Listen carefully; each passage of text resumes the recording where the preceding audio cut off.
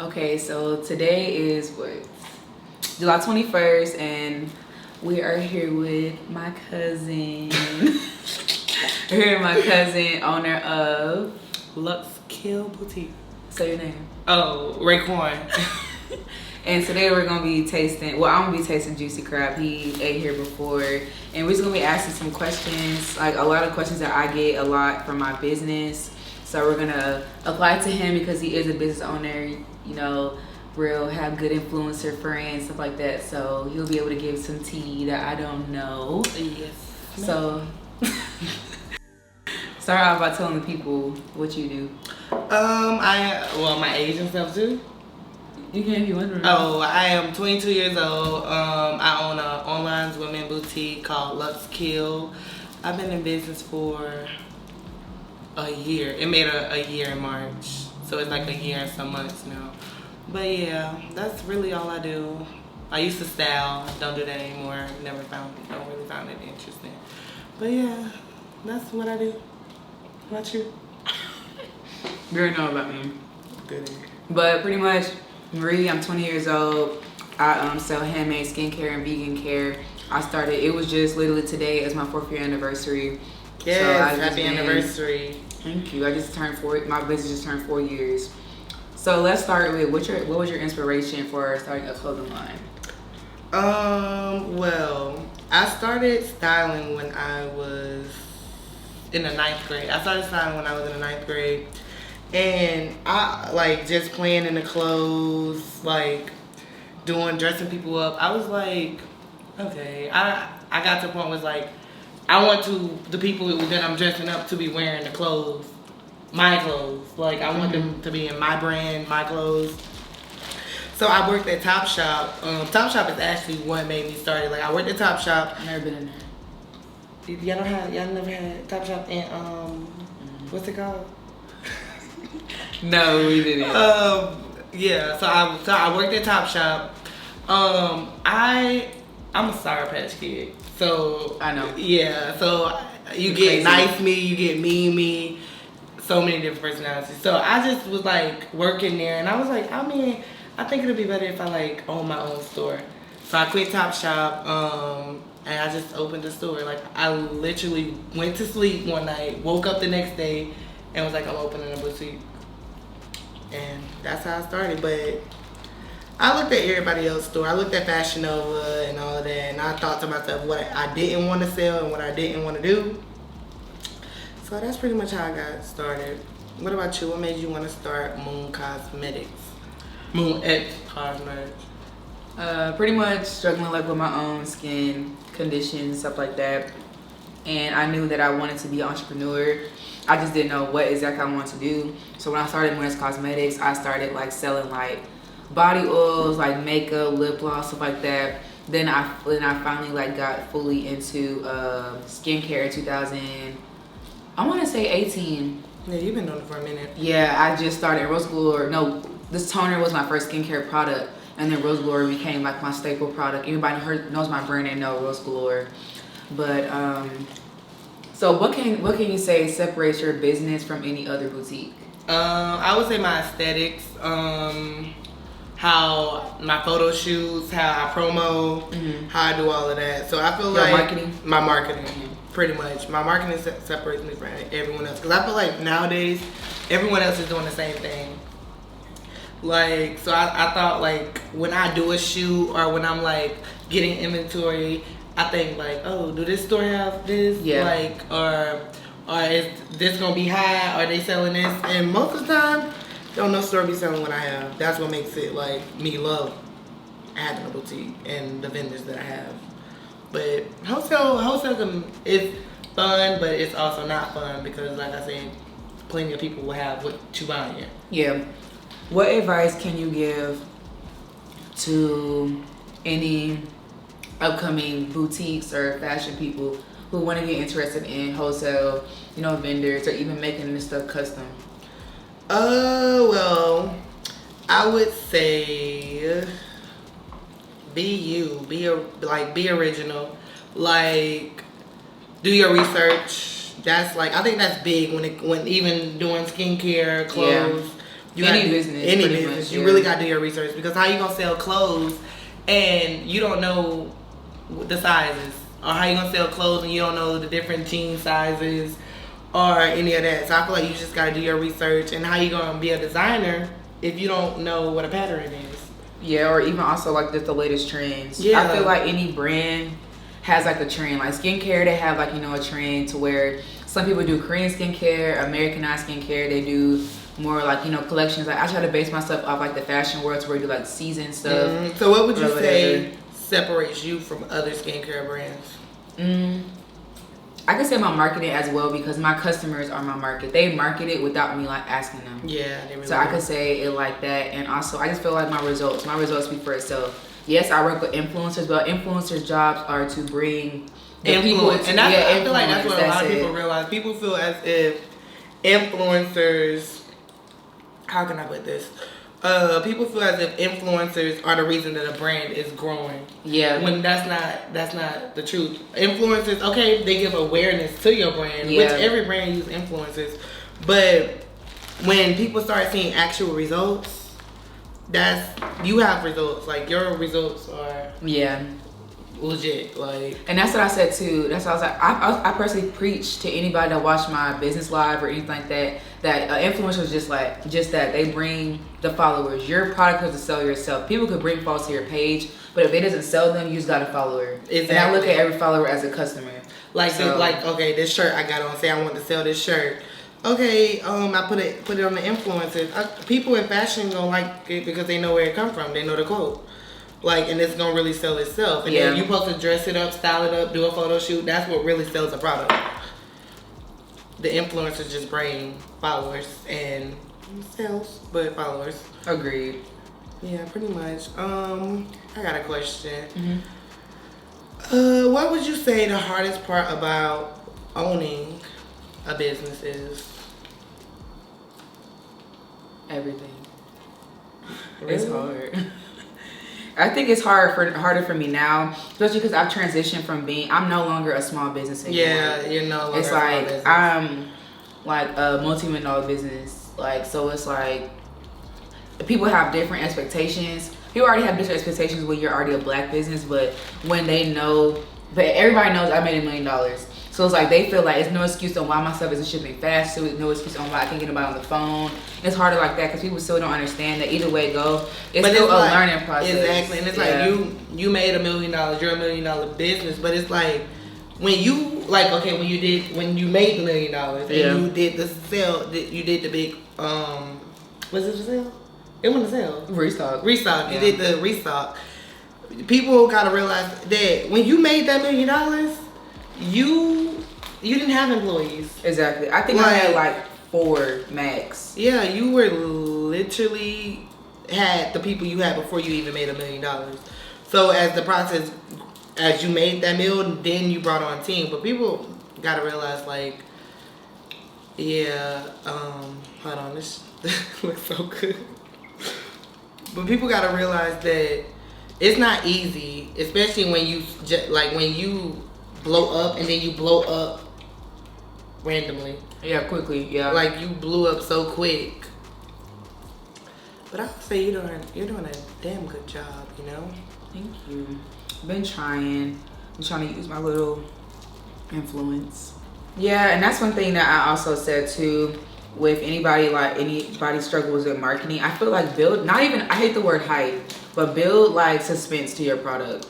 Yeah, you need some suspense because you have to, because people will forget about it, and that's why I always preach about posting so much and being so frequent. I'm not gonna lie, I took a break. I ain't posted at all. A post, either way, I feel like a post is money, even if you're not gonna sell. A post is definitely money because it's definitely when you drop that item, people are going to be very aware. Like, yeah, I didn't post at all, and I actually hate I didn't post. I was doing everything but posting. Now you can ask me that question because my brain is stuck on lobster. What you about to say? I don't know. Okay, for anyone starting a business, whether it be clothing or whatever, what was some mistakes that you want to give them to avoid? When I started my business, I would say my biggest mistake was not having a lot of inventory on hand. Yeah. Like, I did not have, like... Were you scared to overstock? Is that why? I was definitely scared to overstock. But, like last year, October, for my birthday, I made all my friends wear my clothes to my birthday dinner. Yeah. And they all posted. So I had hella sales, like hella. I got home. I got all these orders. I don't even have no inventory. So I feel like that's one mistake I made. But I mean, thank God. It wasn't a problem getting the inventory. It was just the fact that But it's the fact that I had to spend more money to get the inventory. So I feel like that's what people need to do. Like stock up. Like now I stock up on inventory. Nothing about to sell out, and I'm not about to have it in stock. Or I'm not about to have it already set up to be on the way to my house. Yeah. Pretty much. So for this next restock, what you been doing? How have you been preparing yourself for the next restock? On my last vlog, Tommy pretty much like filmed, everybody meeting the new people that I have, but he didn't even film with everyone yet. So it's like a lot of new people. I have a full team, including me. It's 20 of us now. So we grew from like 4 to like 20, and everyone that my mom and Sasha hired, I completely love. Super sweet. Yeah, your team is actually nice. I didn't meet like the new people. I met the formal team. Yeah, you haven't met everybody yet. The last time you came was just only 8 of us. 8 of us in there. Back in no man's land. Literally. That's what it is. Prepping on that, doing a lot of training, been making a lot of stock. My bottles actually got here today. So stuff that sells out on the site will be able to replenish quicker and stuff like that, because it's gonna be continuing stock. And I have two teams, Team A and Team B. So whenever, there's always something going. So I'm very happy about that. I'm trying to get faster shipping because now it's more people to pack, and so I'm able to pack stuff because I have more inventory. Mm-hmm. So also more inventory means more sales, which means more money. So with building a team, like, what's the advice you give to other business owners who don't have a team, who's looking to build a team but don't trust, aka myself? So, I can say definitely it took me literally 4 years to get a team. 4 years? Literally 4 years. And like I said, my team, everybody's pretty much worked for me has been my family. In a sense, it's been literally, whether it's been my cousins, my grandma, my mom now works for me full time. So it's like, that's someone who I know will guide my business to like a greater lengths. Because I never had a real job. Yeah. So it's like my mom and Sasha also have good insights on stuff that I never had the chance to learn in my young adult life having a job. So do you think if you would have had a job, it would have speed things up? I think it would have helped you out. Because I feel like the Top Shop helped me as far as owning an online store. I think so, but then again, I don't, because I feel like everything that I've learned is still like trial and error. Like, I feel like even if I did, work at like Lush or something, because that's another skincare brand that's vegan, it's like I feel like I would have probably had better connections because I would have knew like what to do, what not to do. But I still feel like everything would still be trial and error. Because even big businesses, I still believe they have to go through trial and error. Mm-hmm. To get everything done. Yeah, I definitely feel like because with you and the success your business has grown really fast, you're gonna learn a lot, actually. Yeah, I've learned a lot in these little, since September of 2019. I've learned so much since then, because that's when my business really took off, was September 2019. And it's like I've learned so much about that situation. What would you say the biggest thing you don't learn? Because you could say you learned something, but what have you learned? I've learned to be able to I've been learning, I'll say that, to accept constructive criticism, to accept bad reviews, because that shit used to just really get to you. Yeah, it's really used to literally have me up crying and just really, really upset and stuff like that. But I've been learning, you just can't please everyone. And I never really understood that because I always try to please everyone in my life or even just people who shop in my business. But you genuinely cannot please everyone. And that shit, it sucks. Because like you want, people leave bad reviews out of anger or emotion and stuff like that. And it's just like, but I've learned that as well. And my mom, you know, operations, she does all my operations, meaning like hiring, firing. She does like making sure Sasha and everybody's in line. So that's also like a burden off my shoulder. And I've also learned too to trust people. It's very, very hard for me to be able to allow people to come in and be a part of such a like a vulnerable part of my life. Cause my business literally is like, you said it's hot? Hot as hell. Oh, no, is that the one for my bag? No, it's this, but keep on listening. What's it called? That's what I've learned. Cause like I said, my business, anyone around me that's very close to me knows like I'm very like, I could say private, but also I share with those around me. Yeah. If that makes sense. So it's like, but even still, a lot of things to me are really private. But it's like my business is something that I literally don't like let anyone near. I feel like that's me. Like I'm private with everything when it comes to friends, business, but especially with my business because I feel like many people like, I used to be like, oh, like I'm about to get a team. They're like, why are you getting a team? Like, why you feel as if like you not as if like why you feel like I need a team as if I'm not doing the job, but like why you can't do it by yourself type of thing. Yeah, but you also can't grow that way, and I learned that. You can't. You can't. I feel as if everyone needs a dream team to help them They build do. their brand. Like everyone needs everyone needs a team. Everyone needs a team to help them like grow in a way. And I feel like you got your team, like, and you got the best thing, like, you have your mom. I try to get my mom to come and help me pack an order or do something.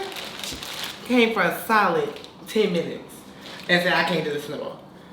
Like, but I always said that though. When I started my business started taking off. I was like, I'm gonna retire my grandma. I'm gonna make my mama, you know, be able to, everybody in my family live off my business, whether you even work for me or not. I was like, I want everybody to be able to still have royalties from my business to like ensure that everyone in my family is set. Not today, my business is my business, but I wouldn't have my business without my grandma being able to allow me to mix in her kitchen, or my mom, her being able to take my stuff to the post office when I couldn't drive. Couldn't drive. Wait, this yours. You literally took it out my bag. Oh my God. It's so hot. That's fucked up, G. For real. I'm sorry, guys. You threw me off. I forgot what I was saying. I'm sorry, that's your fault. Giving me the hot thing. What was I saying? Talking about mixing in the kitchen. Okay. Yeah. I was like, I'm just blessed to have my grandma because like I said, I started mixing in my grandma's kitchen. And then my mom, when I didn't know how to drive, she would take my packages to and from the post office. So that was like a lot of like transportation. I did have my mom, my stepmom. Driving? I licensed last year in May. I started driving when I was 19. And then but even when I was driving, I didn't want to drive. Yeah, I'm terrified to drive. And then after my accident, I didn't drive for 2 months. And then I started driving. The day I wrecked my car, that's when I got back behind the wheel. Because I had driving back from North Carolina. Oh, wait. Oh, I remember it. I remember it. What would you say? I feel like this question all business owners would have known. And I don't know the answer myself. When it comes to influencers, what would you say, what's the most important thing to look into before booking an influencer? Like, and when it comes to the rates and stuff, what would you say, like, is a deal breaker? I could say someone who doesn't really want to sign a contract. Or someone who's manager, because I've dealt with a lot of influencers. How can I word this without this being taken into like a messy situation? Into a litigation. I worked with a lot of influencers and I've dealt with a lot of managers. I've also worked with like not really popular influencers that still have managers. And a manager can really make or break a relationship between you and the influencer, even if you don't even talk directly to that influencer. And I've learned that to me it's just, I know I have had my fair share of unprofessionalism, but I'm also, if I'm paying you X amount of money, whether it be $10, $100, $100,000, $10,000 or whatever, I expect you to be able to do things in a timely manner, to be able to do things on time, and to have quality. And that's what I feel like too. Influencers take your money. Is very important. Yes, influencers will literally take your money and just dip, or they'll take your money and just give you a bull post. And I feel like I could say that, and then also just look at their interactions. Like people could have, I could have 1.1 million followers on Instagram. Which you may have 1,000 literally people coming to check your page. 1,000 likes, or even like I said, I could post pictures of me. I get 10,000 plus likes on each picture, but when I do a promotion post, I get like 1 or 2 comments, and I get like 10. So that should let you know when I do promotion, you're not gonna do nothing. You're not gonna make no type of money or anything. You definitely think it's very important for. I could say analytics, yeah, but I mean Instagram don't really show analytics no more. Yeah, they do. Well, on some pages on mine, it don't show my likes no more. Oh no, yeah, it don't show your likes. Yeah, and I feel like that's what a lot of brands are suffering with right now. People, you not being able to see likes. But I feel like the comments tell it all. Yeah. I genuinely feel like a lot of celebrities have more comments than they be doing likes. Yeah, I've always wanted to experience that, paying an influencer. So if people look at your Instagram page and they see all these celebrities, Reginae, Zani, Lori Harvey, Tiana, Tyena. Yeah, so how would you explain to people your connection and how did you get into contact with those people? Because people will be like, wait, what do you mean you haven't paid an influencer, but you have those people all put down your page? Well, most of the people that support my brand, like I've grown up with them, like Nay, Tyena, like I grew up with them, so it's like they like we're like all best friends, so it's like it automatically come with support. Yeah. But like when I like other people, like it's crazy. Like other people, it don't. I be DMing people. I take that shot. I DM from my personal page or my business page, and like most like okay, take Lori for example. I didn't send her a dress. I didn't do any of that. She went. And she is friends, her and Tyena, and she loves the dress, and that's how she got the dress. Yeah. Because of Tyena. But other than that, like I feel like we're owning a business. It's all about who you know. Agreed. That's connections. The connections is very important, and it's all about how professional you is in a way. Like, do that make sense? Yeah, your professionalism. Because word of mouth is real strong, and I've been learning that a lot. Because even when I'm out.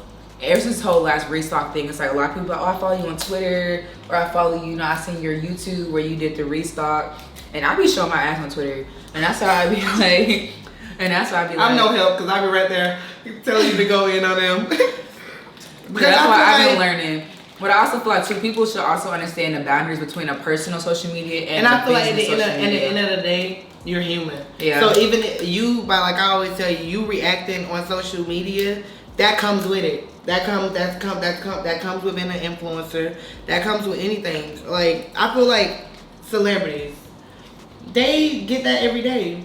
Yeah. Like, and of course you're gonna get because even hella backlash. Yeah. Because of how your success grew so fast. Yeah. And it's like if you clap back, like you be feeling bad, but it's like why? Like I'm not feeling bad about standing up for myself, one.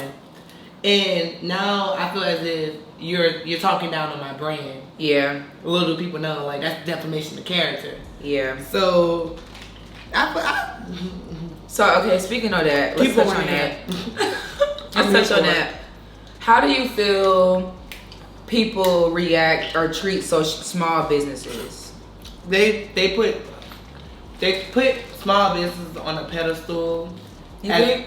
No, not in a good way. It's really in a bad way. Say you don't ship out an order to there. I get people DM me all the time. I need this dress by a certain date. You think it's gonna be here? I'm like, you need to check my processing time and you need to check my shipping time. Yeah. But they don't respect that. They place that order. Next thing I'm all every type of B in the book. Yeah. Like, let's see, I'm a different breed.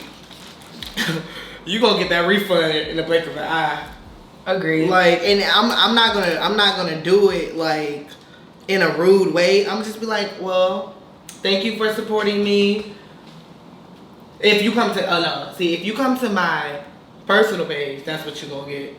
But if you go to my business page, the girl, she gonna probably be nice. But I'm not gonna be nice. Cause I feel as if I feel they're not about to harass Fashion Nova. Agreed. Pretty little thing. Why you harassing me? And we sell one of the same stuff all the time. They do it because they know small businesses are like accessible, the owners and stuff. And they think that we're not gonna clap back because they see that they may think we just so professional. But I'm gonna clap back. I'm going in on you. You come on my live, I'm gonna say something to you on my live. Yeah. Especially because I feel as if don't bring it to my personal business page when it's about business. Agreed. Yeah. Like I go down my block list and there's hell of people on there. Yeah. I feel like you're doing a great job though. Thank you. Yeah, clap back, do all of that. Well, but I feel like your clap backs they be humble. Yeah. They be humble. And I feel like when people get mad at you, got mad at the time that what did you say? What did I say? You said I could log on. Oh yeah. First of all, everybody says that. Literally. Like, that's a saying off a reality show. That's the whole thing off a reality show. And it's actually that's the whole saying, but I feel like the people, they took that the wrong way because they like, oh, well, she done grew success overnight. But it's like, it's the truth. I don't mean it in a bad way. Like, I appreciate all my supporters, but y'all, they think that they can come for you and you're not going to defend yourself. Because I kind of feel like, well, one, my success will never be overnight, and that's why I think people get confused. That 8 minutes, I think people literally don't understand it. That took 4 years of hard work to get to that 8 minutes. Keep eating the wrong one. What do you mean? Keep eating the hot lobster. You sweating and shit?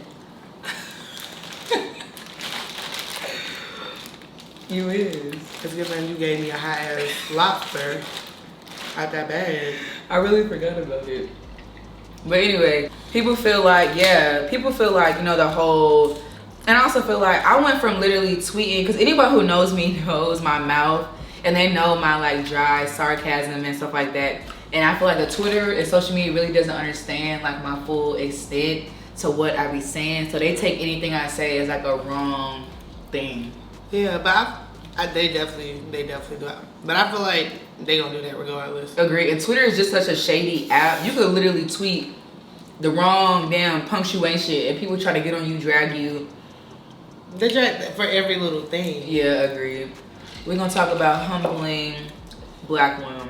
Now we were watching this other business owner's vlog earlier, and he was out in the mall cashing out. You know, he drives a nice car or whatever, really cashing out on whatever the situation may be. One store $10,000, another store $7,000. His direct deposits almost $1 million or whatever, and he posted $500,000.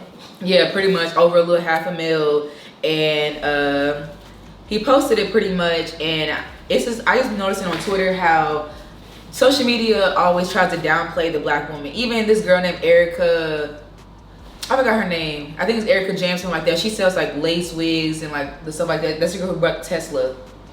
The black girl who brought the Tesla, and everybody was like, "Is that really your Tesla?"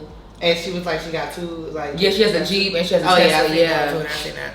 Oh, whatever. She wasn't humble because she wasn't taking a picture in front of her car. Yeah, and I was gonna say, so I was like, what are your thoughts on social media telling a black woman to humble herself versus our favorite rappers? Because I listen to Lil Baby, Gunna, you know what I'm saying, and they walk around with stacks of money.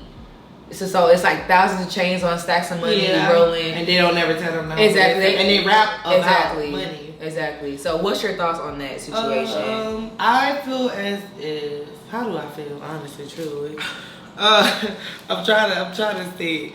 I feel as if, I wouldn't say it's a double standard, but they feel as if women probably, how they feel like if a girl should be more classy, she shouldn't post a picture in front of her car. Yeah. But it's like, why can't she celebrate her accomplishment like a man?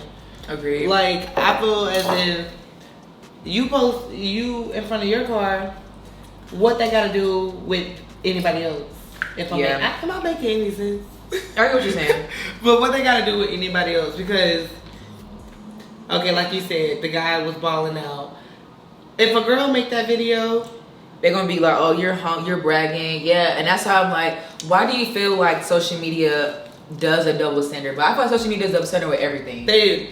Everything, your outfit, yeah, the hairstyle, everything. But I feel like if you work hard for your money, like, and you choose, first of all, they should be happy that people are even allowing them into their life. Agreed. Like that.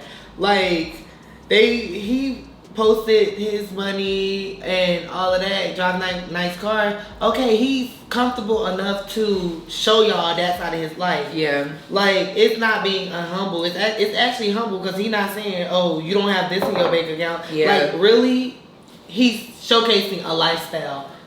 And that's what everyone does it. Kylie does it. Literally. Everyone does it. But I'm saying when Kylie does it, people look at it as like couture or like, you know, a aesthetic of a sense. But it's just like you showcasing a lifestyle. Like, that was a guy, so he could be he's showing like a younger guy that's young, 15, 16. Oh, like, if you work hard, this is what you can get. Yeah. Why can't a woman do that? Exactly.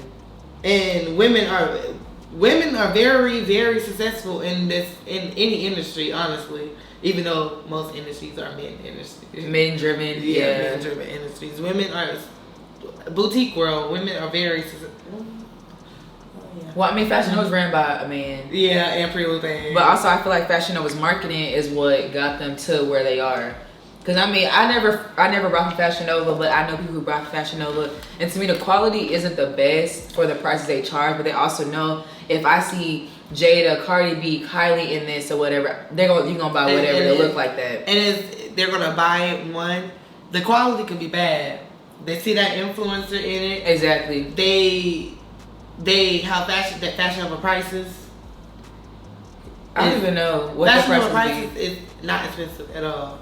Okay, so what are your upcoming goals for the rest of 2020? Oh yeah, yeah, the rest of 2020. Okay, talk about what you have coming up next, like new for your business, personally, and then we'll talk about your goals, like what you want to accomplish by the end of the year, business and personal. Well, as of right now, I just launched my first custom piece, little swimsuit, little 1-2. So I launched my first custom pieces swimsuit. That's doing good.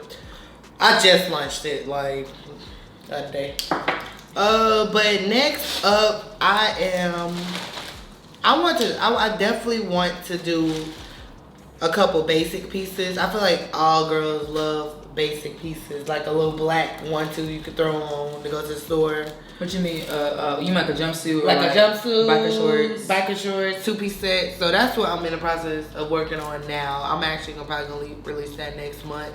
I dedicated my whole site to my swimsuits because I was just like, you love them so much. Yeah, and I was like my first custom piece. Like, well, what else? 20. I mean, I'm setting my goals high for the rest of 2020. Like, I've made a lot of money in a day, but let's talk about that before we finish. I want to try to make $1 million a day. Like, don't try, you gonna do. I like that. That real friend. I definitely want that to be a goal I accomplish by the end. Honestly, $500,000, I'll take it all. I ain't even been stingy. But I want to say I feel like $1 million too low. $1 million too low? I should say that. I say that now. $1 million is too. I tell anyone that. I just told me that too the other day. We were talking about something. I was like, $1 million is too low. I feel like everyone aims to be a millionaire, but it's like there's a billionaires, it's trillionaires. It's definitely billionaires and trillionaires. And it's like $1 million. It's so easy to make. Not it's so easy. Let me not even. I was about to say that. because It's not. I'm not saying it's easy, but I'm like once you hit that level of $1 million, you're like, okay, this is nothing. Kind of like buying a like when I had brought my first expensive bag, I was so scared. You know what I'm saying? But now I'm like, I want to buy another one. I want to buy another one. You know what I'm saying? It'll come. It'll come with time. Kind of tired of it. Yeah, and it's like you get used to it. You get comfortable with it. But I feel like, I think like that already. Like I think like you got to. I feel like in a humble way. I feel like I always tell my friends like $10,000 ain't shit. Even though it's something, but it's like You're you past can that. spend that in a day. Yeah.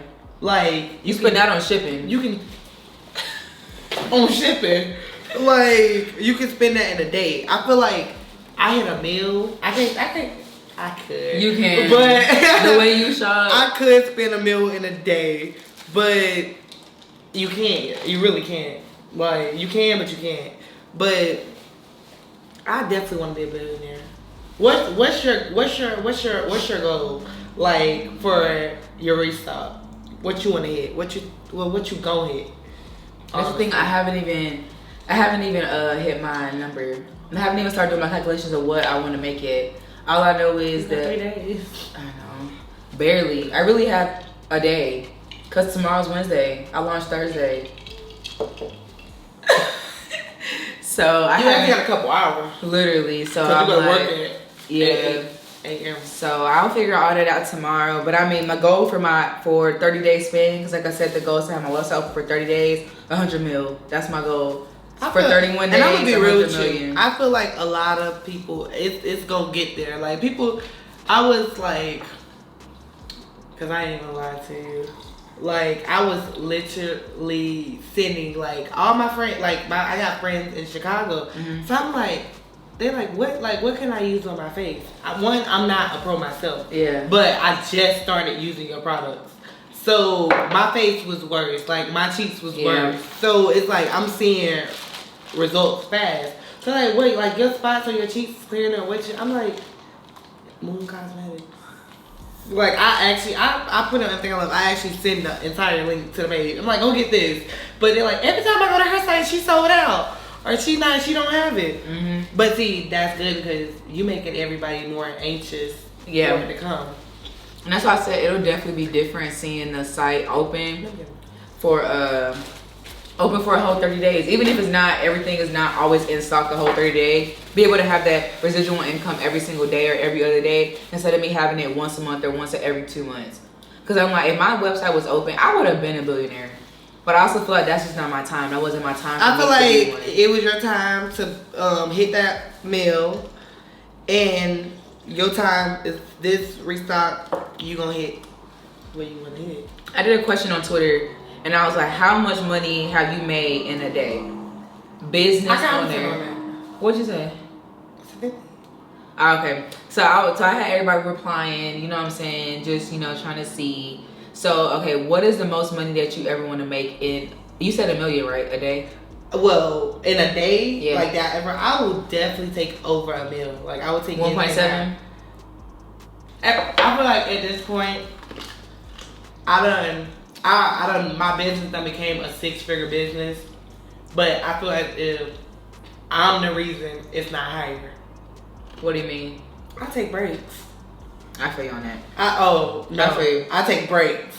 I feel you. Like I'm the type of person, I let all my money come in my bank account, sit there, and I just disappear. And which I shouldn't be. Like I feel like people love consistency, especially with a business. I feel like that's me now. Like I'm more consistent now, but I don't know why. Like I feel as if I take breaks because the wholesale vendors that I go to, they not dropping stuff I like, or they dropping some stuff somebody else is already selling. So why would I drop it? Yeah. So I'd rather just wait. Like I'm up on game. It's the rest of 2020 is nothing but heat. But if it ain't no heat, I'm gonna be taking my little break. I had a question for you, but my mind is just on fire. Ask a question, Tommy. Yeah, I'm listening. I would say a question would be, for up and coming businesses, up and coming entrepreneurs, what would you recommend to them for finding influencers? Because everybody probably wants to be like a Fashion Nova and have the biggest celebrities in their stuff or using their stuff. But what would you recommend to the small businesses that want to do that? You want to answer me? Both. Let me see. I feel like when it comes to influencers, a person you don't even have to have 1 million followers to Sell a product. Yeah. You can have 10K, you can have 30K, you can have 9K. Some people can sell a product just by how it looks on that picture. Yeah. Like if I take a picture and I'm got the outfit dressed up, the background look good, people gonna be like wanting to buy it. But I feel like most people should, like I say, most influencers have their emails in their bio. Reach out to them. Reach out. Don't say I want to pay you for promo. I want to send you a PR package. I always say I want to pay. I mean, yeah, but like it's we saying how can they? I feel you. Okay. I feel you. So it's like say I want to send you a PR package. They'll be like some influencers like they go look at your page, they love your stuff. Oh, send it. But also know that if you send a PR package, they're not entitled to. They're not entitled. So to that's kind of like sending to. But see, let me tell you, they're not entitled to post. But make a little trick away. But it's a trick. One, they're not entitled to post. But if you're asking, I would like to add you to my PR list, as in like I would like to consistently send you product. Yeah.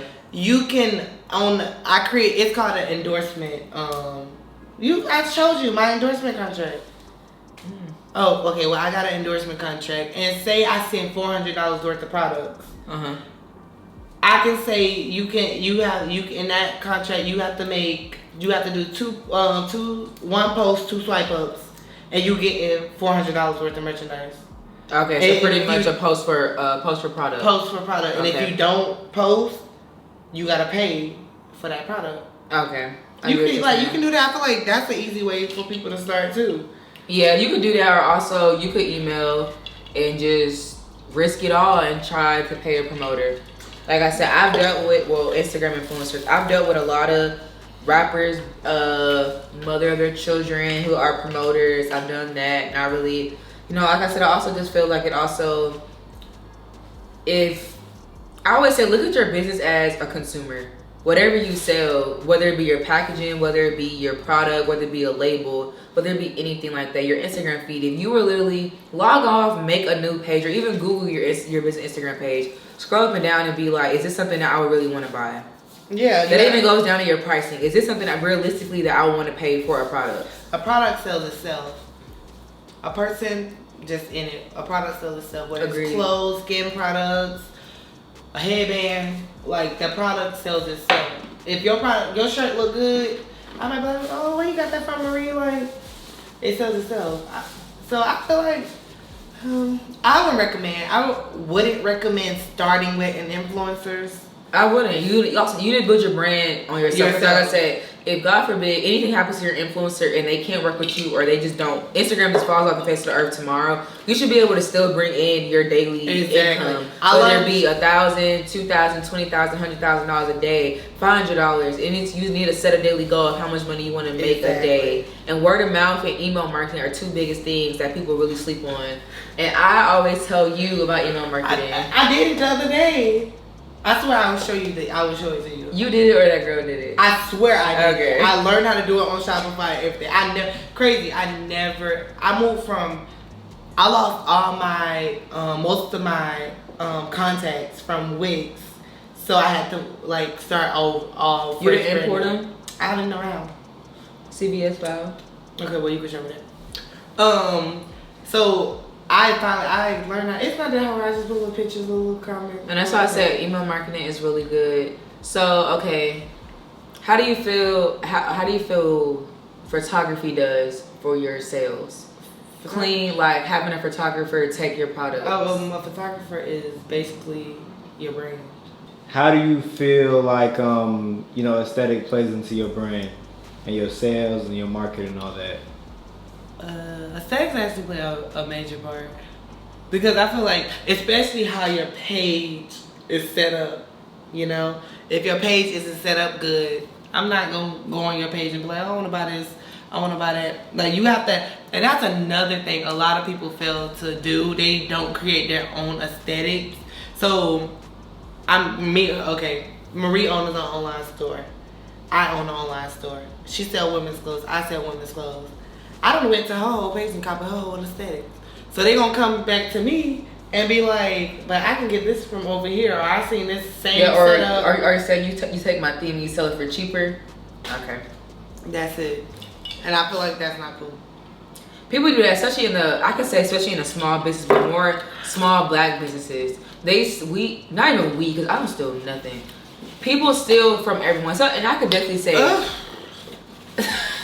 I could definitely say since my restock, I've noticed an increasingly amount of roses in products. Whether it be they have definitely, it's literally triple. Like I said, I knew it's been like that, and I'm never sitting here saying I created that trend. But I'm also like, it became more a mainstream thing once people seen that I made them. You know, people think I made them just off of oil, and that's not even the. That's not you even have more products on your site, and that's what made you $1 million. And it was more anything. My kits really sold. I sold out of my kits like the first 5-10 minutes, literally, and then everything else like that was more single products and everything like that. But I mean, I don't know. I feel like that a lot though. That a lot of stuff that people find trendy, they try to make it a mainstream. Everything is not meant to be aesthetic. Everything is not meant to be sold. It's meant to be sold one time and keep it going. That's another question I have. Mm-hmm. So when it comes to models, and it comes to employees, anybody, how do you deal? Like, how do you keep them? How do you deal? Like, I've went through an experience where, how can I say this? I went through an experience where I had a certain somebody. I didn't even have them. They weren't even on payroll or nothing. But like, say they get on internet and they try to bash you. How do you handle that? Cease and desist. Cease and desist. NDA. And that's what like I said, I've been through a lot of situations to where I've had my family, like my ex-cousins, we don't follow each other, so it doesn't really matter, but my ex-cousins used to work for me, and they bash you? Not even bash me, but the way they disrespect my business and my practices is pretty much is like, you bash me in a sense. So it's like after that, we didn't sign no NDA, we didn't sign no type of none of that. This is before I even knew like what those were, where I could get the free ones or anything like that at all. It's like, this before I knew any of that. And it's like, you trust your family is your bond. Your family people you never think will ever turn on you or do you wrong. But see, and that's the thing, you think that. Exactly. But family are sometimes the main ones you have to watch out for. Agreed. So after that, I just learned, everybody signed, even before that warehouse, when I first started having people in there, you can't even get past the front door unless you're signing that NDA. Unless you're signing none of that. Because like I said, anybody could see any little thing. I don't NDA. You didn't even see nothing. I didn't. But I'm like, you know what I'm saying? Anybody who's willing to work for me or anything like that. I have a strict no phone policy in my warehouse. Like I said, unless you're a supervisor, no phones. You are not. Kylie doesn't even allow phones in her warehouse at all, in her building. You could take any picture, you could record anything. You don't need anything like that at all. And at the end of the day, when people get their phones, you have to be on the opposite side of the wall so that you can't take pictures of nothing. You can't record anything. Yeah, employees work for you, but you also still have to have not your guard up, but still be able to realize this is a business. Anything could happen, and you're liable for anything that happens inside of that warehouse. So are you a mean boss? I'm not. I'm real chill. You're like bitchy. Well, I can be if stuff is not getting right. Because like I said, my payroll is now, I pay 20 people. So it's like everyone I can't even imagine all that money coming out of my bank account. 21 if you want to count Tommy. 21 people. So it's like I pay 21 people, everybody's on payroll, And you know what I'm saying? And, you know, most of these people have had, everybody pretty much has had a normal job in America. So it's like, I haven't, you know, and I see it because my cousin, like people I know who have jobs, they be FaceTiming me at work. I'm like, at first I'm one of those people. But I'm like, no. Call somebody. No, but I'm like, oh. Yeah, but I'm also like, how would that feel now? I'm busy someone doing that on my clock. You know what I'm saying? And let's give it out. Yeah, and that's I already know me. If I did it, it's gonna be my karma. I already know. But I was definitely that person. When I worked at Top Shop, they hated me. They hated me. I admit it. I was definitely a little rough around the edges, mouth crazy. Still is. But I feel like they never fired me at all. And that's what they're learning too, is also, you know, dealing with my close knit. Y'all know from my previous vlogs, like my little close knit 8 people or whatever. The one you started with. Yeah, you know what I'm saying? It's like we make jokes like that, but people who are coming in are used to our slang. So it's like, it's a lot of handbooks. We have a whole almost 50-page handbook. That's my biggest fear. What? My biggest fear is hiring a bunch of employees and they're not used to my personality. But also, because I can take it there. Like I go from here, yes, we know, to here. We know, in like not even a second. Yes, given 10. Yeah, like so. I'm that's my biggest fear. Me hiring somebody, and they're like, why he so jumpy? Why he so why he always trying to go off on somebody? But I don't even think I think I would be a highly nice boss. I had an assistant, my first assistant. Went to a photo shoot. That was the last day on the job. Is this done? No. I still got a whole thing in there. Oh, shit. We still went to a photo shoot and never came back. Huh? You said went to a photo shoot. Yes, I did not.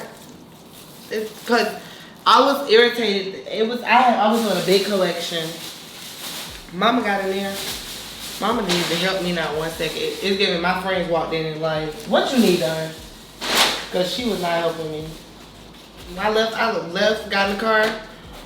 She was waiting on her Uber. I pulled the fuck off. I was so mad, but I'm really not that type of woman. I feel like your responsibility is different, and like I said, I went from literally me monitoring, me being a owner, but it's like I wasn't even seen as an owner of a business. I was seen as that's my cousin. You know what I'm saying? To my people, my family was like, oh, that's my sister, that's my daughter. You know what I'm saying? But you gotta separate the two. Exactly. So now, I don't work with any family besides my stepmom, who still comes in and does my night shift, and then my mom. Like I said, my mom knows when we're in there from 9 to 5, 8 to 8. Whatever day time frame we're in, it's not no. Yeah, it's not none of that. It's literally boss and understudy type. You know what I'm saying? Somebody underneath me, to where it's like my mom is running my operations, and that's why I said. And that's why I said I'm very, very private also with my money. So it is my money, my business, my struggles. So it was hard for me to allow my mom to come in my business and be able to run things while I'm not there. Work days, I have to go to the bank. She's there running everything. Oh, yeah. Yeah, because Bank, you been there all day. Hope you guys enjoyed this mukbang. Don't forget to follow Raekwon on his personal Instagram, which is at FDillers, which will be across the screen, and his business Instagram at Lux Kills with an S. With an S. Spell it out. LUXEKILLS. Yes. For all your daily boutique needs. Go get us some suit, you know. Yes, very, very. He literally handmade these. I actually did. Why you laughing? Handmade these swimsuits. So hope you guys go shop with them. By the time you see this vlog, by the time you see this video, my restock would have already happened. So hope you guys really were able, not even restock, my website dropped, what had already been live, and I hope you guys were able to cop what you wanted. And yes, go get get that essential kits. Start small. I told anyone that. And crazy, you told me that. I tell anyone that. Like, I tell anyone. Let me tell y'all the story of me and Marie. Before we end it, like a little week. Let me tell you how we found out we were cousins. No, tell them how we met first. You DM me. Oh yeah, don't be doing all that, baby. I DM'd her to get some product because I was like, she got a stock. Like, what the fuck? So I DM'd her to get product, and she was like, she DM'd me back. She was like, real friendly. I was like, oh, you know, this was before, way before. Before what? This was before, this was like last year. Yeah, this was before the restock. Yeah. It wasn't last year, beginning of the year. Like January? Yeah. Because remember, I was about to move. I moved in May. And so it was like, it was February, March, April. Yeah, May, we got products. I went and got products. Then I went to her warehouse at Metropolitan. Yeah. And we went from there. This was literally, when I tell y'all, she didn't know me. I didn't know her. And turn around, this girl's my cousin. Literally. Like, my whole cousin. And I just don't like it. I'm just kidding. I was like, so I'm just kidding. And we found that out. How we found that out? Oh, I was telling my auntie about her. Yeah, and my auntie was like, y'all can. And I'm telling my auntie about her, and she was like, are you talking about my niece? And I'm like, what the fuck? Child. But anyway, that's a little fun fact about us. So like I said, I hope you guys enjoyed this. I hope you guys really learned some things. Let me know any other videos. It's my first non-vlog video. I'm really trying to get into this whole YouTube thing. So let us know how you guys felt about this video. Don't forget to like, comment, and subscribe. And also comment any other video ideas you like for me. And also Raekwon to come back and do, or even just, you know, meet the team to do on my channel. I'll come back. You'll be on the vlog for my restock, right? What time that is again? 11:59. I can't right now. But anyway, okay, bye. All right, yo. See you.